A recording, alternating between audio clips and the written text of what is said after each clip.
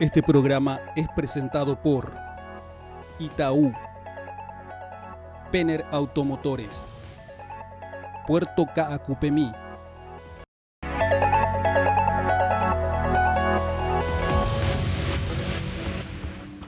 Muy buenas noches. Estamos con el último programa de este complicado año económico 2019, donde comenzamos con algunos temas bastante densos. Está con nosotros nuevamente Fabricio Vázquez. Buenas noches, Fabricio. Gracias por estar acá. Buenas noches, Manuel. Un gusto. Este año se discutió una reforma tributaria, ¿verdad? Que entra en vigencia en unos días nomás, ¿verdad? En unos días más entra en vigencia y bueno, fue un temón durante el año, ¿verdad? Sí, porque el Estado obviamente necesita recaudar más. El sector privado principalmente le ayudó a pensar al Ministerio de Hacienda la mejor forma para recaudar sin que esto obviamente genere desincentivo a los productores. Pero varios temas importantes. La unificación del impuesto a la renta, desaparecen el IRASIS y el IRAGRO del cual tantos años hablamos, se unifica en un solo impuesto que hoy se llama el IRE, y aparece un impuesto nuevo, el impuesto a la distribución de utilidades del 8%, que básicamente genera ciertas distorsiones en otros impuestos como el impuesto a la renta, ¿verdad? Un tema complicado para hablarlo en un mal año. En un mal año, decía la gente, en este mal año encima tenemos que hablar de darle más plata al gobierno que encima gasta mal, ¿verdad? Este fue el argumento de muchísima gente y que se escuchó muchísimo por los medios. Y también durante este año la discusión del presupuesto del año 2020, un programa ya casi tradicional acá en MF Economía en Pro, que básicamente discutíamos lo que va a pasar o cuáles son las modificaciones fundamentales de ese presupuesto. Así mismo, y con los montos también. Luego se hablaba ya de qué porcentaje iba el déficit, si se iba a respetar la ley de responsabilidad fiscal. Es decir, un conjunto de elementos que presentaban la disyuntiva de comprimir el gasto del Estado, pero sin embargo el Estado tenía que salir a gastar para darle impulso a una economía en un año particularmente complicado. Primer proyecto de presupuesto base cero que se presenta, ¿verdad? Vamos a ver los programas y de qué era lo que hablábamos en ese momento.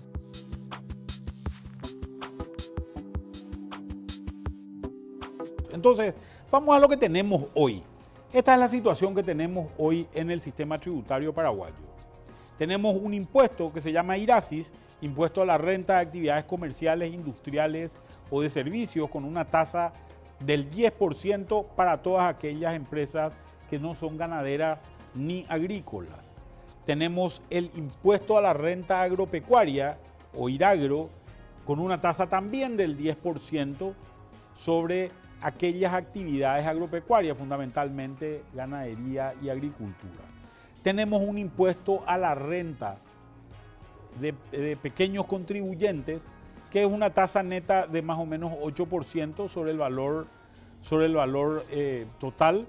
Y finalmente tenemos el impuesto a la renta personal, que tiene una tasa de entre 8 y 10% dependiendo de cuál sea el caso que tenemos. Cuando uno entra al IRASIS, gana alrededor del 10% tiene que pagar, alrededor del 10% sobre lo que gane en general. Cuando quiera distribuir dividendos y asumiendo que se distribuye el 100%, básicamente lo que va a hacer es va a pagar en cabeza de la empresa, o sea, la empresa va a ser la que va a pagar el 5% de dividendos.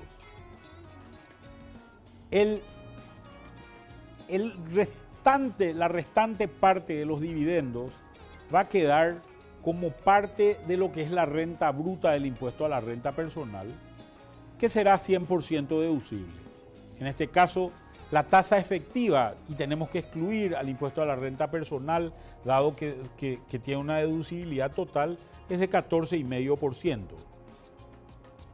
Cuando miramos el IRAGRO no está afectado por la distribución de dividendos tiene una tasa de 10% sobre lo que se gane en la actividad agropecuaria, por tanto su tasa efectiva es directamente del 10%. Y finalmente tenemos el impuesto a la renta del pequeño contribuyente, que es de 8% sobre las ganancias, con una tasa efectiva que también será del 8%.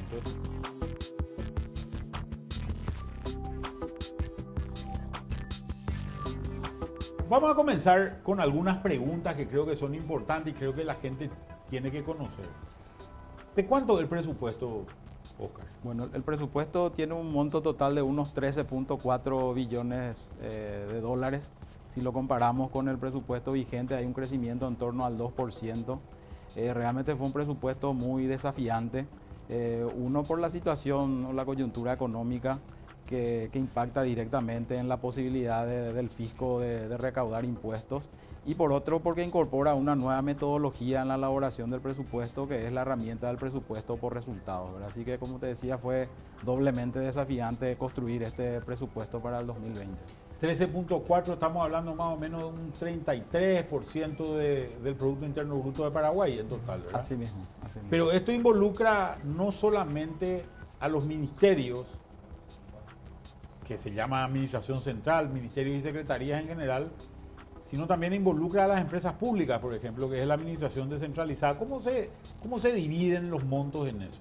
Asimismo, estamos hablando de más de 100 entidades, como dijiste, las de la Administración Central, donde básicamente están los poderes del Estado, el Poder Ejecutivo con sus ministerios y secretarías, el Poder Judicial con todas sus entidades y el Poder Legislativo, ¿verdad?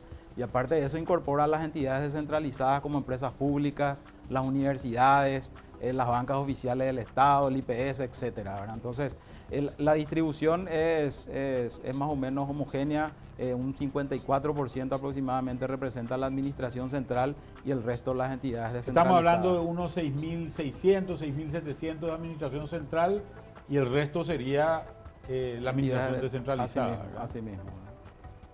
¿Cuáles son los supuestos que se manejan, Humberto, dentro de este presupuesto?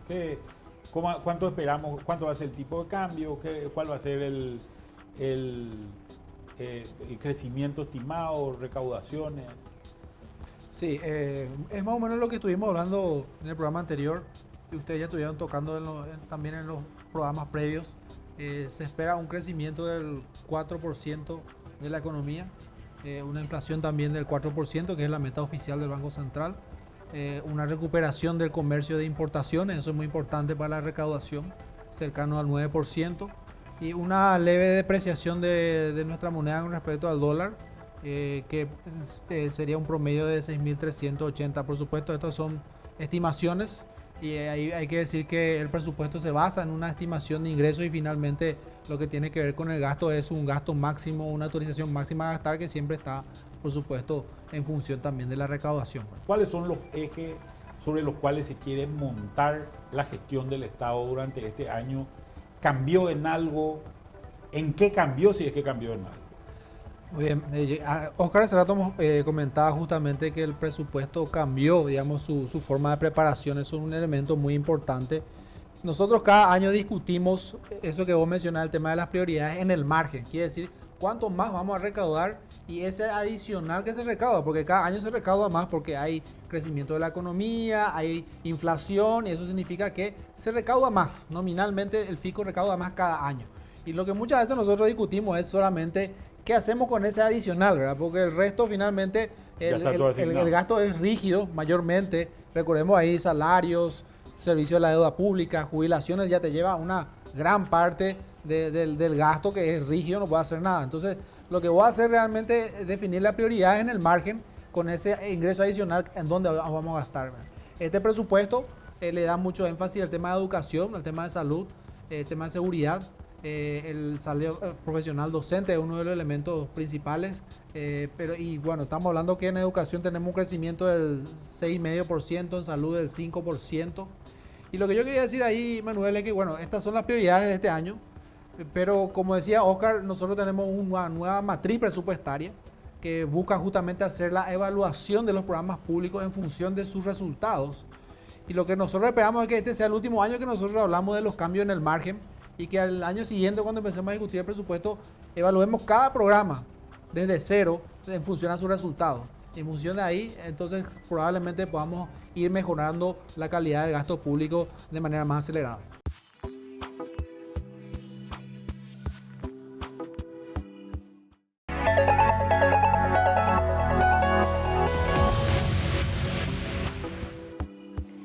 Siguiendo con nuestro último programa del año, uno de los temas centrales fue la firma del acuerdo Unión Europea-Mercosur. Que fue una suerte, se celebró ese acuerdo por la potencialidad que tenía. Ya estudiábamos que Paraguay qué le podía vender, en qué Paraguay era competitivo, con qué cadena productiva de alguna empresa europea podía vincularse. Pero sin embargo, rápidamente sentimos los primeros frenos ya desde Europa. Francia principalmente entró en conflicto con Brasil por el Amazonas y de a poco... Austria dijo que iba a rechazar, ¿verdad? También, entonces fue un impulso político que todavía vamos a ver cómo se materializa y cuándo sobre todo. Y el otro acuerdo no acordado, el acuerdo Ande-Electrohoras, ¿verdad? Igual, este es mucho más conflictivo. Nos volvimos casi todos especialistas en kilowatt hora. Casi le echaron al presidente, ¿verdad? No es un detalle menor, es decir, también fue un elemento que incorporó unos niveles de incertidumbre a este año económico y esta vez en el ámbito político también. Y un tema que fue realmente por primera vez yo veo que salta así al tapete es con quién relacionarnos, con China o con Taiwán.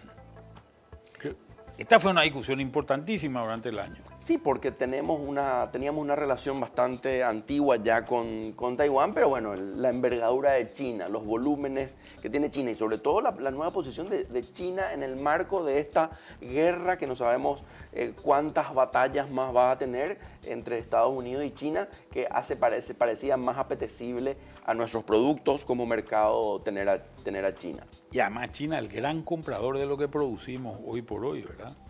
Y lo último que también a nivel internacional nos impacta es el tema del cambio de gobierno en Argentina, un cambio radical para lo que era el gobierno de Macri y para los impactos sobre Paraguay. Así mismo, pero nosotros pensando en la economía paraguaya, más allá del cambio de signo político, volveremos a un tipo de cambio que haga que los paraguayos vayamos a comprar de contrabando en Argentina. ¿Podrá Paraguay seguir vendiendo algunos productos, principalmente seguir haciendo Argentina el canal prioritario de comercialización de la soja y otros productos? Eso abordamos en estos programas. Vamos a ver qué es lo que decíamos en estos programas.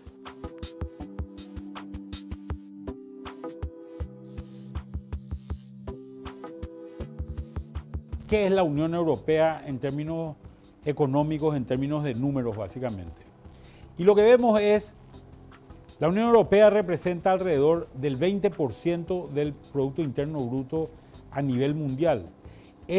No solamente eso, es el primer inversor a nivel global que está básicamente destinando recursos fuera de todo todos estos segmentos. El tamaño de su economía es de alrededor de 17.000 millones de dólares de Producto Interno Bruto per cápita para alrededor de unos 500 millones de habitantes.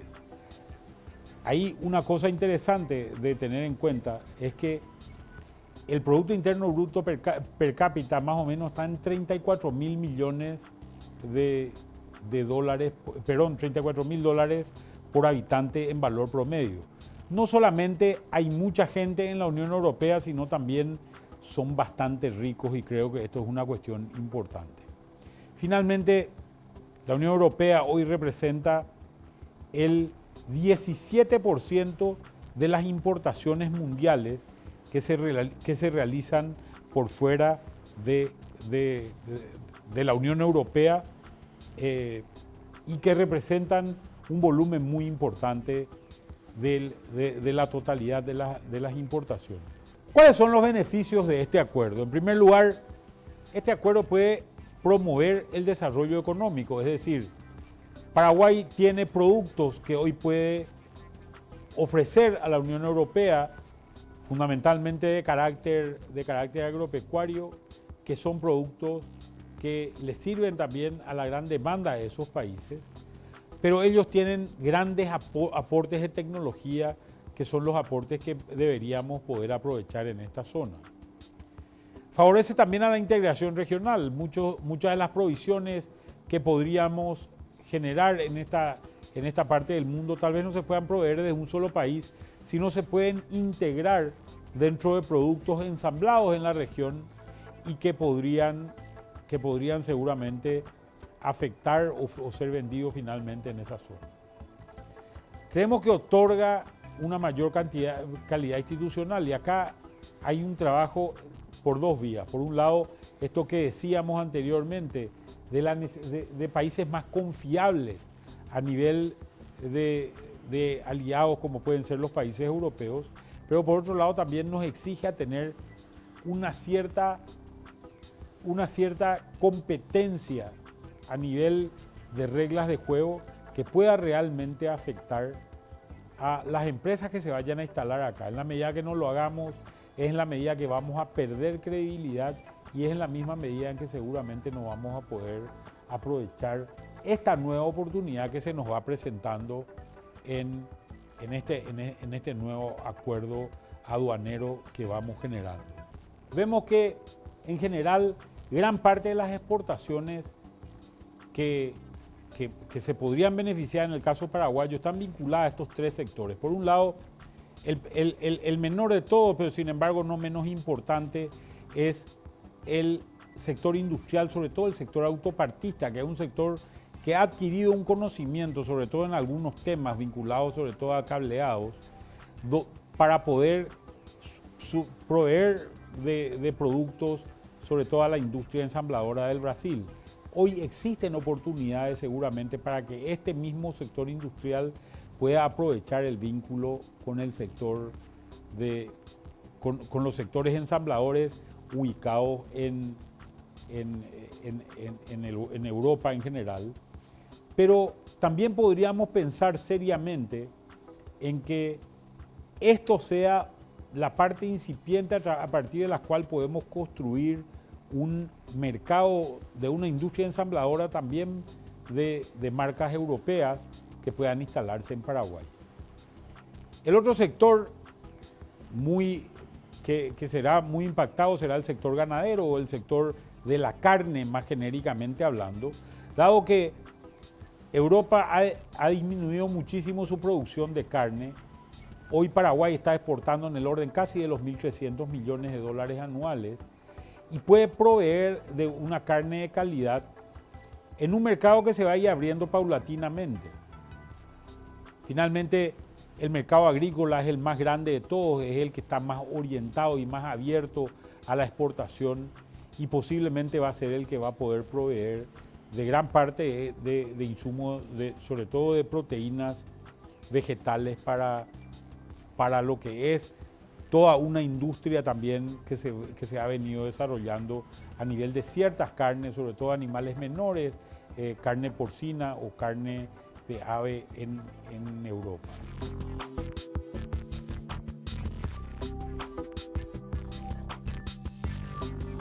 Vamos a comenzar con una primera parte conceptual para tratar de entender dónde nos estamos moviendo y de qué estamos hablando. Tenemos que tomar algunas definiciones. La primera de todas, ¿cuál es la diferencia entre lo que llamamos energía y lo que llamamos potencia? Básicamente acá quisimos poner un ejemplo. La naranja es la potencia y el jugo de naranja es la energía. Es decir, la naranja tiene capacidad de producir jugo de naranja. Si no la exprimimos, no vamos a tener jugo de naranja. Esta es una cuestión clave. Cuando hablamos en el caso concreto de Itaipú, tenemos una turbina que tiene más o menos una capacidad de producir 700 megavatios, pero si esa turbina está parada y no funciona, el problema con el que nos vamos a encontrar va a ser que no vamos a tener energía. ¿Cómo se le pone el precio a esto? Creemos que es un tema importante. Y acá tenemos que mirar esto que es básicamente la forma en que se determina el precio en Itaipú. En Itaipú tenemos básicamente tres costos. El primero de todos los costos es el costo de explotación. Es decir, ¿qué es el costo de explotación?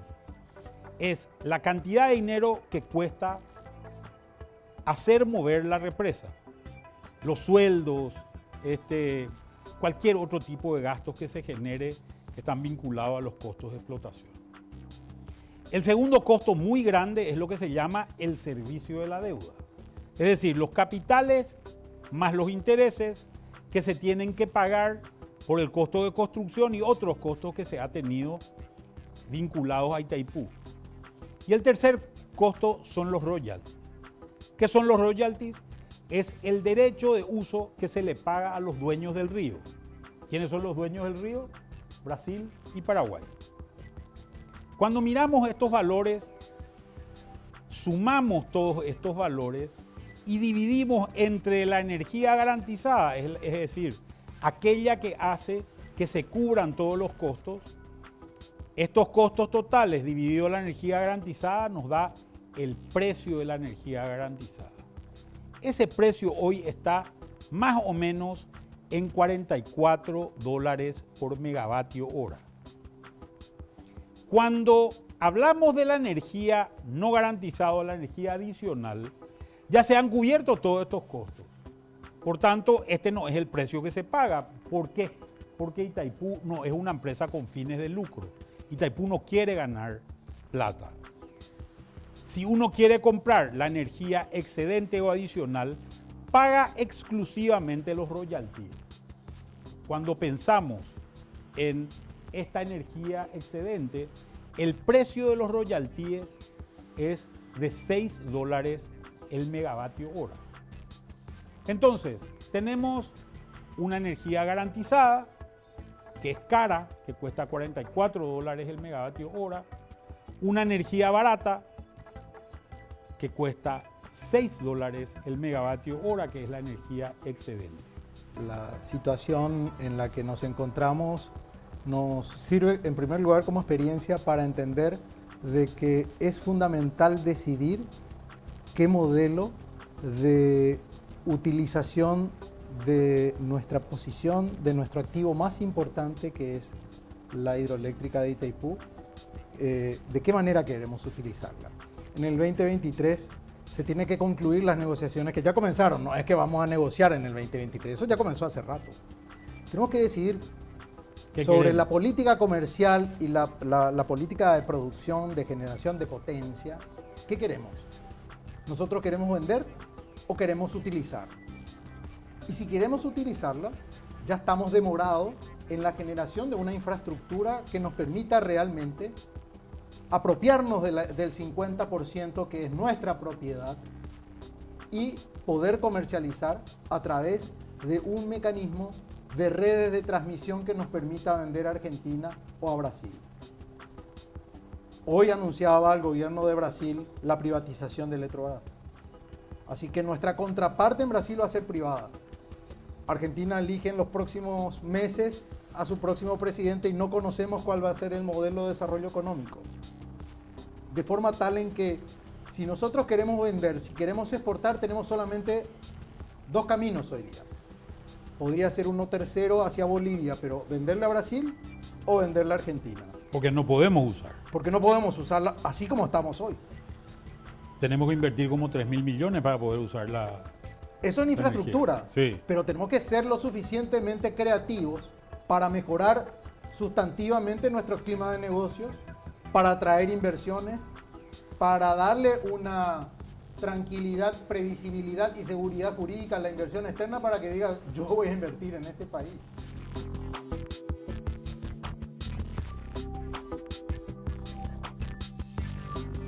Queremos comenzar por el sector agrícola, Héctor. ¿Cómo le afecta este tema de la imposibilidad de venderle productos agrícolas a China en la actualidad a nuestro sector, a nuestra agricultura? Bueno, el mercado internacional tenía un estilo de manejo y de referencia centrado en Chicago. Chicago es lo que determina el precio en Paraguay en los últimos 35, 40 años. A partir del año pasado empieza a cambiar cuando se aplican aranceles. Es más, los contratos de los agricultores están hechos Están en función fijados al precio de Chicago. precio de Chicago. Eso es lo que determina el precio que recibe el agricultor paraguayo. Y el año pasado Chicago empieza a perder peso como referente de mercado real en el Mercosur al estallar el conflicto entre China y Estados Unidos y aplicarle a Estados Unidos un arancel de 25%. Eso hace caer los precios en Chicago, pero China en Mercosur paga más sin ese descuento del 25%, está pagando en Brasil, en Argentina y no en Paraguay porque no le vendemos. Esa es la realidad. ¿Y qué está pasando, Fernando, con el mercado de la carne concretamente? Bueno, lo que está pasando es que estamos en una crisis y la crisis es para el sector productivo, no para el sector de la industria. Estamos vendiendo por debajo del costo, por un lado, y por otro lado vemos que dentro del Mercosur, si midiéramos el semestre del año pasado contra ahora, Mercosur ha crecido un 15% en su volumen, en su ingreso de exportación, y Paraguay tiene un menos 15%. Y esto está vinculado a la compra de China fundamentalmente. Y nosotros pensamos que está vinculado a la compra de China directamente porque está llevando, es una aspiradora que está llevando toda la carne que produce el mundo y fundamentalmente la que produce Argentina, Brasil y Uruguay. El 75% de las exportaciones de la Argentina están yendo a China. El 65% de la carne que exporta Uruguay va a China. El 45% de la carne que exporta Brasil va a China. ¿Por qué no le podemos vender a China? Yo creo que la política internacional, la política externa paraguaya hoy tiene un conflicto de principios y de interés nacional. De principios porque se establece un fundamento de la priorización histórica de las relaciones con Taiwán. De interés nacional es porque al no reconocer a China se entra también en un conflicto de principios desde el punto de vista de que sí existe el comercio. Estamos inundados de productos procedentes de China. Que vienen de la nada, ¿verdad? Vienen porque nosotros no conocemos este país. No, solamente si te fijas, el sector agrícola, el sector de logística, transporte, el sector tecnológico, de telecomunicaciones, de computadoras, de ordenadores, de cables, son todos insumos que Paraguay importa de China.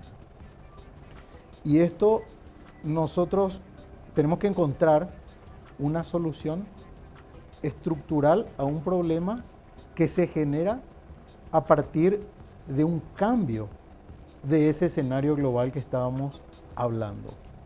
Si nosotros vemos que Paraguay está perdiendo un nivel de ingreso entre el 30 y el 40% de nuestras exportaciones agropecuarias por año, vamos a entender la dimensión del problema del cual estamos conversando y de los riesgos de que esa pérdida sea aún mayor.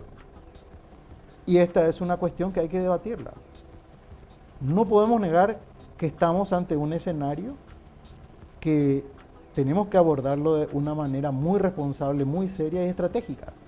Paraguay necesita encontrar un camino para resolver el tema de acceso a los mercados. No podemos obviar, como dije en la primera parte de tu programa, Manuel, de que China es el mercado más importante del mundo hoy día para los productos que nosotros exportamos.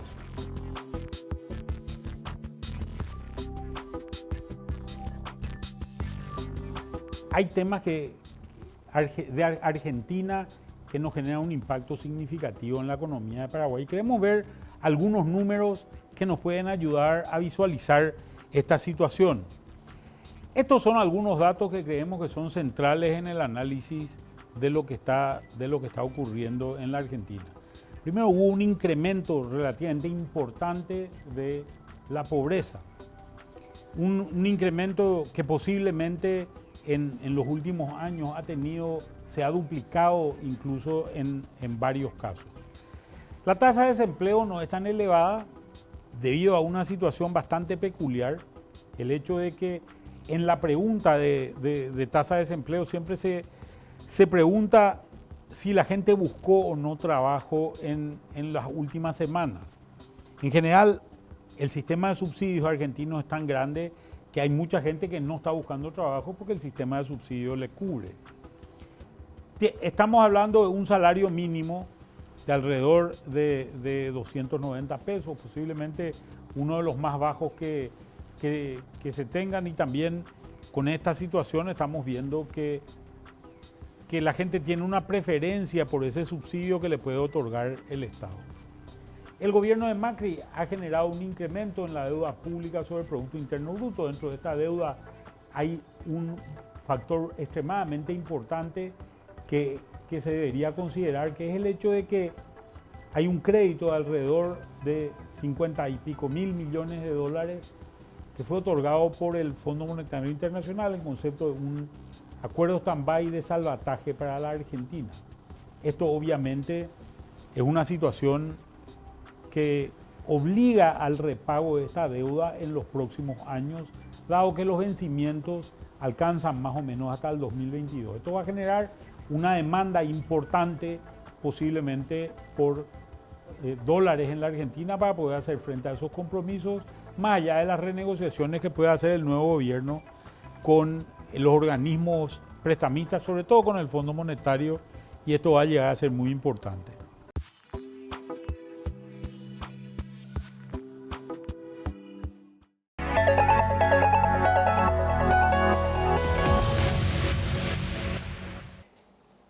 El gobierno tardó este año en definir que había una crisis. Creo que este fue uno de los problemas principales con el que nos encontramos. Allá por marzo veníamos hablando ya de la crisis y de los problemas que se presentaban. Hoy en perspectiva casi parecía futurología aquello, pero sin embargo muchas de estas cosas se llegaron a ocurrir y muchos de los problemas terminaron notándose. Sí, en alguno de estos programas presentábamos, Manuel, estos indicadores de esta suerte de esta desaceleración económica que estaba alimentada principalmente por la caída de precios de los commodities, por una reducción en los niveles comerciales, en Asunción, en Ciudad del Este, en Encarnación también, y unas señales ya claras de una menor intervención de la sequía, que no es un efecto menor, que empezaban ya a complicar y que ya se percibían en aquellos primeros meses del año. Y fíjate que exactamente 3 meses después discutíamos acá en el programa un plan de reactivación presentado por el Ministerio de Hacienda, por el equipo económico en general.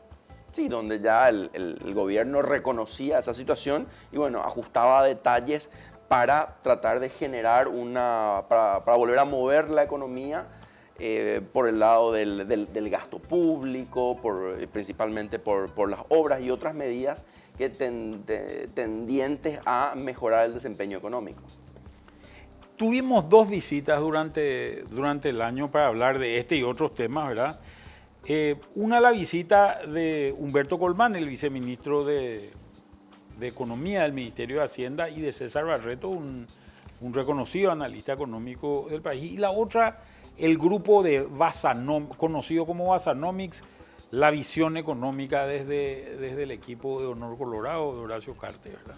Sí, que nos mostraban visiones no muy diferentes, con algunas variaciones obviamente, pero sobre todo era un momento en el que los analistas de los diferentes sectores empezaban a proponer o analizar aquellas medidas que nos iban a sacar de esta situación bastante limitante con la cual tuvimos que convivir todo el año 2019. Y allá por octubre era como un repaso de lo que había sido la crisis, cuáles fueron las implicancias y cuáles eran las perspectivas en aquel momento que impactaban a la economía del país. Sí, y ya se percibían los hechos que marcaban una economía con una velocidad menor a lo de los otros años, y sobre todo sorprendía porque ya nos mal acostumbramos en cierta forma a tener desempeños en el sector agropecuario, en el comercio, en los servicios, el industrial también, que tenían un comportamiento positivo. Ya veíamos que la situación no era la más favorable y que aún no se percibían los efectos de las políticas de reactivación económica.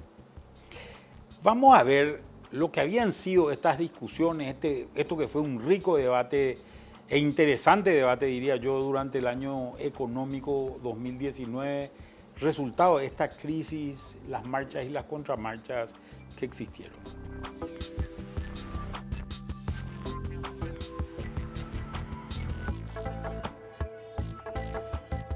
Vamos a empezar viendo qué es lo que está ocurriendo en la región que está impactando a nuestros resultados a nivel local. Acá tenemos que ver dos impactos que creemos que son relativamente importantes. Por un lado, hay un impacto de desaceleración mundial que no solamente está impactando al Brasil, sino también está impactando a básicamente todo el mundo. Esto se debe fundamentalmente al retroceso que se ha dado en Europa en algunos casos. Hay ya vestigios de desaceleración también en la economía americana y en la economía china. Estamos enfrentando una situación donde Brasil, a pesar de sus nuevas autoridades, está todavía en una etapa de crecimiento lento.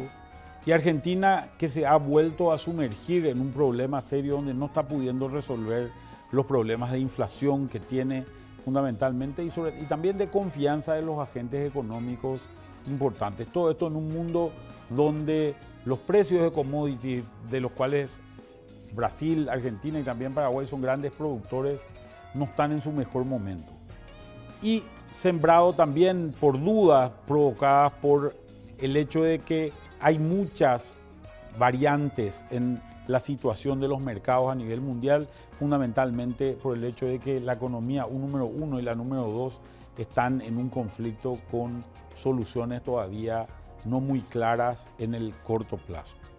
Esto obviamente está generando dudas y está también impactando nuestro país, a pesar de que nosotros tenemos un país pequeño, un país que si bien tiene poco vínculo financiero con el mundo, tiene unas fronteras muy permeables donde arbitra precios permanentemente.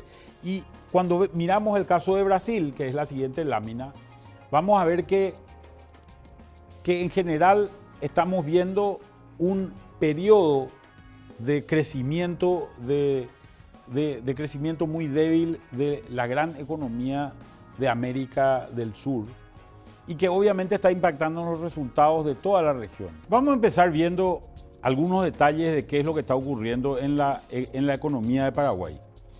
Y estamos viendo que la actividad económica tiene un comportamiento débil. No podemos hablar de recesión porque para hablar de recesión necesitamos una caída a valores negativos de crecimiento del Producto Interno Bruto. Lo que acá está ocurriendo es en realidad, y se está empezando a sentir en distintos sectores, es un nivel menor de actividad, una tasa de crecimiento que es inferior a la que se tenía antes, donde el impacto de la desaceleración económica mundial y regional se está empezando a sentir localmente. Y un elemento que nosotros consideramos que es central es el hecho de que las expectativas de los agentes económicos están bastante débiles. ¿A qué se debe esto? En realidad, los agentes económicos, sobre todo en los sectores industriales, en los sectores comerciales, han visto que se han empezado a estoquear de manera significativa de mercaderías. Es decir, han venido acumulando inventarios y hoy los que importan están parando sus importaciones. Los que producen están produciendo menos de lo que tendrían que producir porque no están pudiendo vender la mercadería que tenían anteriormente. Obviamente, ante estas circunstancias esperan ver cuál es la perspectiva del gobierno y el gobierno ha tenido una debilidad de comunicación en este sentido.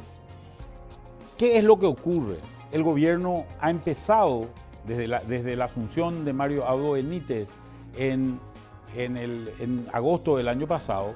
Lo que hemos visto es que una concentración del presidente mucho más importante en temas no económicos, si bien son temas de gobierno y son temas importantes, son temas no económicos. Es decir, temas como seguridad, por ejemplo, han sido prioridad dentro de la agenda presidencial. Y el presidente ha descansado sobre lo que el ministro de Hacienda, como jefe del equipo económico y como persona de confianza del presidente por la relación que existe entre ellos, ha podido desarrollar. El ministro de Hacienda se encuentra con un escenario en el cual el día de arranque del gobierno, la discusión se centra en temas vinculados fundamentalmente a una reforma tributaria.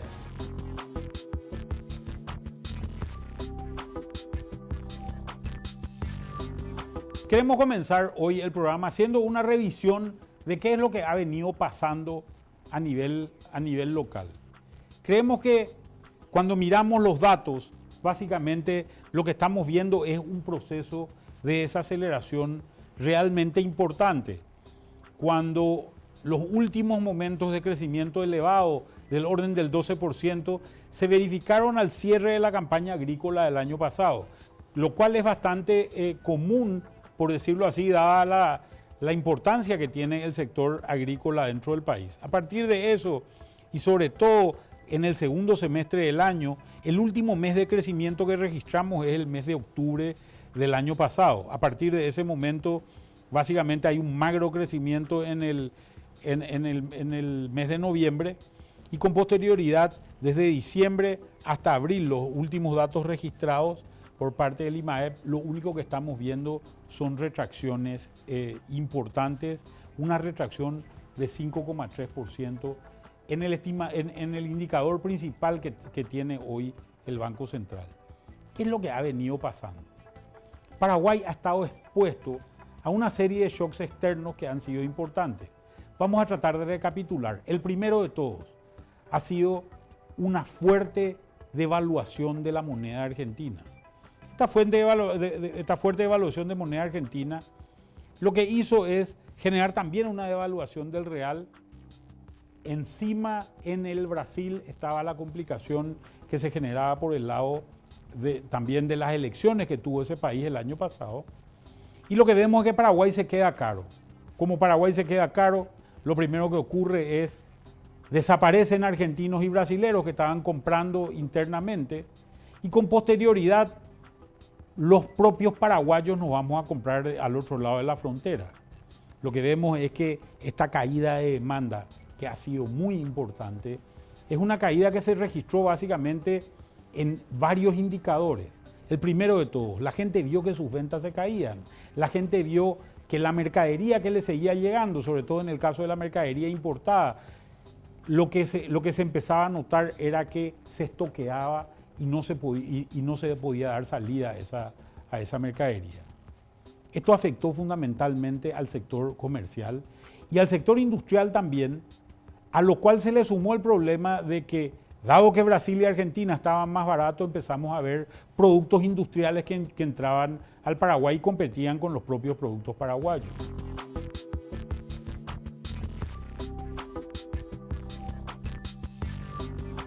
Pero básicamente creo que es un momento interesante para hablar de temas económicos, ¿verdad? Nosotros lo que estábamos viendo es, yo no recuerdo que Paraguay haya sufrido tantos shocks externos como ha sufrido en el último año. Tuvimos devaluaciones de los países vecinos, cambio de precios de nuestros productos principales, sequía, se acabó la sequía, empezó a llover, no paró de llover, ¿verdad? Ahora estamos otra vez en un periodo medio de sequía, crisis política en el vecino. ¿Cómo están viendo? Vi que Santiago, tanto Santiago como Carlos forman parte del equipo que se llama Basanomics hoy y han sacado una proyección de crecimiento de Paraguay. ¿Cómo están viendo la situación en general? Mira, coincidimos con lo que es el diagnóstico, lo que dijiste hace mucho tiempo, o creo que nunca, por lo menos donde tenemos datos históricos, se dio esta coincidencia de tantos choques. Como lo dice Pablo Herken, fue la tormenta perfecta. Lo que a mí me preocupa es que algo que fue la tormenta perfecta se convierta en la excusa perfecta para justificar el no haber hecho nada. Con Santiago siempre discutimos la cuestión, bueno, una vez que tenés los choques, y pueden ser peores que esto inclusive, tenés dos opciones. Te quedás, te sentás y esperás que pase el mal tiempo hasta que salga el sol de nuevo, o realmente empezás a aplicar todo lo que estudiaste anteriormente y empezás a hacer lo que podés.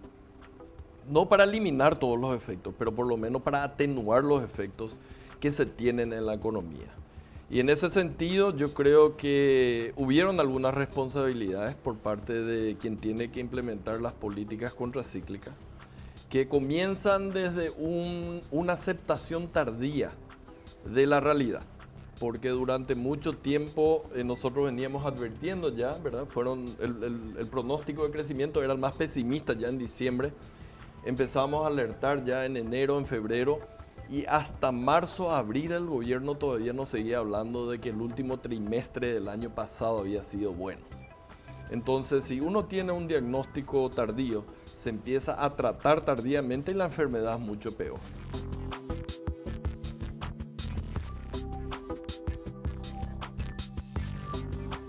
Queremos entrar ya a la conversación. Estamos viendo una economía complicada. Yo personalmente creo que Paraguay hace rato no recibe tantos shocks como ha recibido durante este último año, ¿verdad? Nos bajaron los precios de los commodities. Hay una concentración en el mercado de carne que está haciendo bajar el precio del ganado.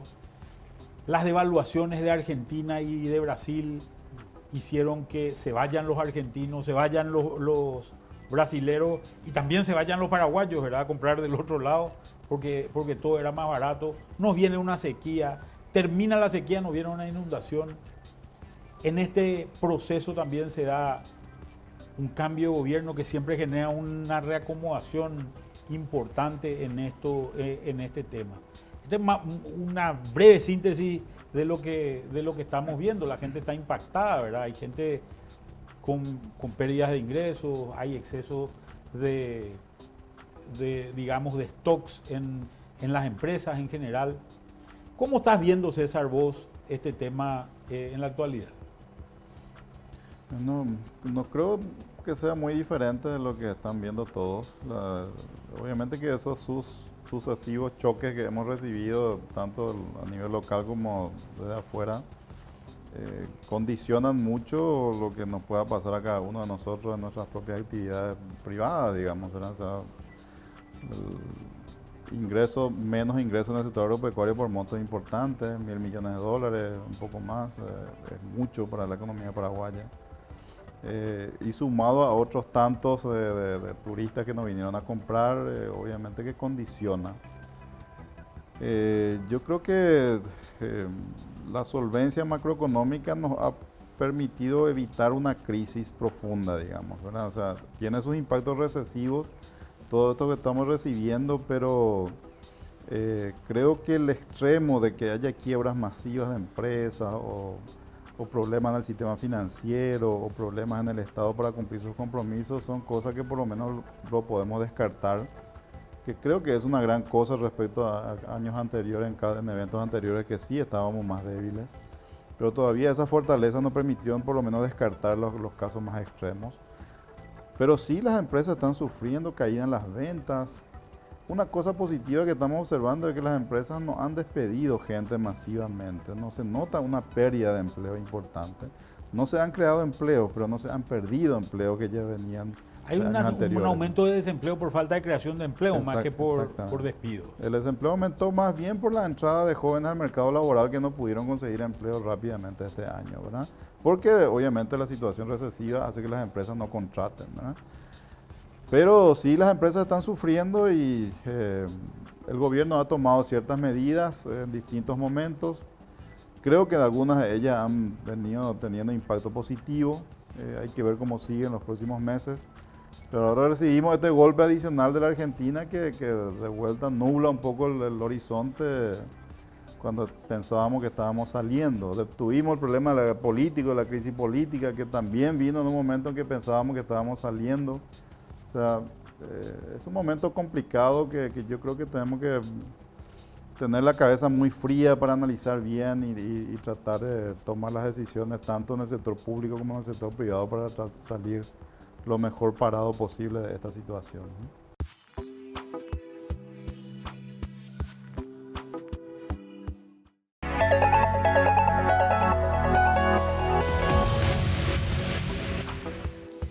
Y vamos al último bloque de nuestro programa, donde básicamente queremos ver cuáles son las perspectivas para el año que viene, Fabricio. Bueno, después de un año 2019 bastante complicado, con mucha incertidumbre, no nos queda más que esperar un año positivo. Hay algunas tendencias, principalmente desde la perspectiva agrícola, específicamente en cuanto a cultivo de la zafra de soja, que podría recuperarse. Pero bueno, son algunos indicios nada más, pero tenemos que esperar el desempeño de los otros sectores. Sí, yo creo que hay muchos temas, ¿verdad?, que se vinculan al tema económico global. Creo que estamos empezando a ver una recuperación. En otras palabras, cuando decimos recuperación hoy por hoy, estamos diciendo estamos mejor este año que el año pasado, en esta misma época posiblemente del año pasado. Pero yo creo que acá no hay que confundir una cosa que es muy importante. Paraguay no va a estar igual en algunos sectores como el sector comercial o el sector industrial a lo que era la situación hace 2 años, cuando teníamos un tipo de cambio que ayudaba a que argentinos y brasileños vengan a comprar, y esto te generaba un boom en el espacio comercial y en el espacio industrial que era realmente muy importante. Lo que hicimos es volver a nuestra realidad durante este año, ¿verdad? Volver a la realidad y es el fin de una burbuja que había agarrado a estos dos sectores. Ahora estamos viviendo una economía que es realmente la derivada de nuestra propia situación, y creo que en ese sentido empezamos a crecer. Vamos a recuperarnos de lo que fue el año pasado, un mal año, de lo que fue este año. El año pasado fue medio mal año en realidad y un mal año este año. El 2019. El 2019, y lo que esperamos es una buena campaña agrícola, una buena zafra de verano que nos permita tanto a nivel de productos empresariales, como es el caso de la soja, o de productos minifundiarios, como son, por ejemplo, el sésamo, incluso el algodón, o otros productos menores como la mandioca, podamos ver una situación de mejora en los rendimientos. Y esto va a ser muy importante porque va a imprimir una dinámica nueva a la economía, que es la economía que es la dinámica que se había perdido, ¿verdad? Sí, sobre todo cuando analizamos no solamente el rubro del cultivo, sino toda esa cadena. Esperemos también que el precio de la soja vaya incrementándose en la medida en que se reduzcan estas pequeñas batallas entre Estados Unidos y China, y que ojalá que a nuestros competidores, a los países que producen, no les vaya tan bien, que exista alguna suerte de tropiezo productivo para asegurar en cierta forma unos precios favorables al agricultor, pero que tienen que combinarse también con niveles de precipitaciones favorables. Que hasta ahora tenemos, por suerte, ¿verdad? A pesar de tener un mal comienzo, estamos teniendo un buen año agrícola, por lo menos hasta el momento, y esperemos que eso siga así por un tiempo más, ¿verdad? Manuel, ¿cómo se va a comportar Argentina? ¿Qué podemos esperar de esa economía? El peso se va a mover, ya no hay más, parece un dólar blue, hay un peso turista, se incrementaron las retenciones. ¿Cómo le va a afectar a la economía paraguaya? Primero porque Argentina es el canal principal de la salida, uno de los canales principales de la salida de soja, y el otro, ¿cuál va a ser el nivel de precios relativos? El sector comercial va a tener que enfrentarse de vuelta al flagelo del contrabando. Y bueno, en realidad el contrabando dependerá de la diferencia que exista en los tipos de cambio, que te va a decir quién es más barato, si es más barato Paraguay o si es más barato Argentina. Y el paraguayo se irá donde sea más barato, ¿verdad? El argentino por el momento tiene este dólar turista del que hablaba, que es 30% más caro que el dólar común por el simple hecho de que tiene un impuesto del 30%. Argentina va a tener un año muy complicado en el 2020 y para nosotros va a ser una fuente de inestabilidad que nos va a afectar a varios niveles. Nos va a afectar a nivel de tipo de cambio, es un país con mucha inflación. Creo que va a venir dinero también de Argentina, posiblemente gran parte del dinero que viene también en maletines, lo cual complica mucho en todo lo que es relativo a lavado de dinero. Y Argentina necesita muchos dólares porque tiene cuentas que hacer frente y que van a ser importantes durante los años que vienen. Así que vamos a ver, creo que por lo menos por el lado de Brasil las cosas van a estar un poco mejor. La aprobación del de la reforma previdenciaria, de la reforma de la seguridad social, le permite reducir su déficit fiscal, y al reducir su déficit fiscal seguramente este será un año donde se discutirá alguna reforma tributaria en el Brasil, un país extremadamente complicado en términos tributarios y que necesita mejorar eso, ¿no? Así que, bueno, Fabricio, muchas gracias por estar esta noche acá. Te deseo un buen año a vos y también un excelente año a todos los televidentes que nos han acompañado durante todo este año. Les agradecemos. Esperemos no haberles aburrido, esperemos que hayan sacado información importante de este programa y les deseamos un feliz y próspero 2020.